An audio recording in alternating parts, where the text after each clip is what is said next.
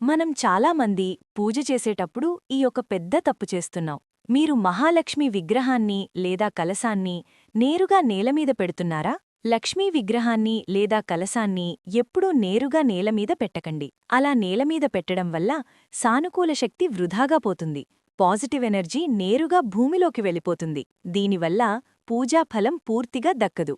కాని ఈ లక్ష్మీపీఠం ఆ శక్తిని ఇల్లంతా వ్యాపించేలా చేస్తుంది. దీని ప్రత్యేకతేమిటంటే సంఖ్యాశాస్త్రం ప్రకారం ఐశ్వర్యానికి ప్రతీకైన 108 మహాలక్ష్మీ నాణాలతో తయారు చేయబడిన ఈ పీఠానికి దైవిక ప్రకంపనలను నిలిపి ఉంచే అద్భుత శక్తి ఉంది. పురాణాల ప్రకారం 108 అనేది బ్రహ్మాండానికి ఒక దివ్య సంకేతం. ఈ పీఠంలోని 108 లక్ష్మీ నాణాలు అమ్మవారి అష్టోత్తర శతనామావళి యొక్క పూర్తి శక్తిని ఆకర్షించి అష్టైశ్వర్యాలను ప్రసాదిస్తాయి.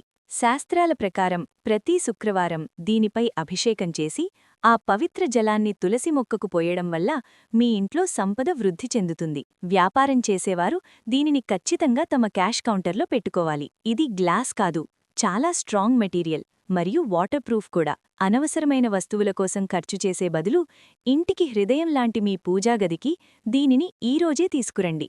సమృద్ధిని ఆహ్వానించండి. మరింత సమాచారం కోసం ఇప్పుడే కథాసలా పేజ్కి మెసేజ్ చేయండి లేదా లింక్ చెక్ చేయండి.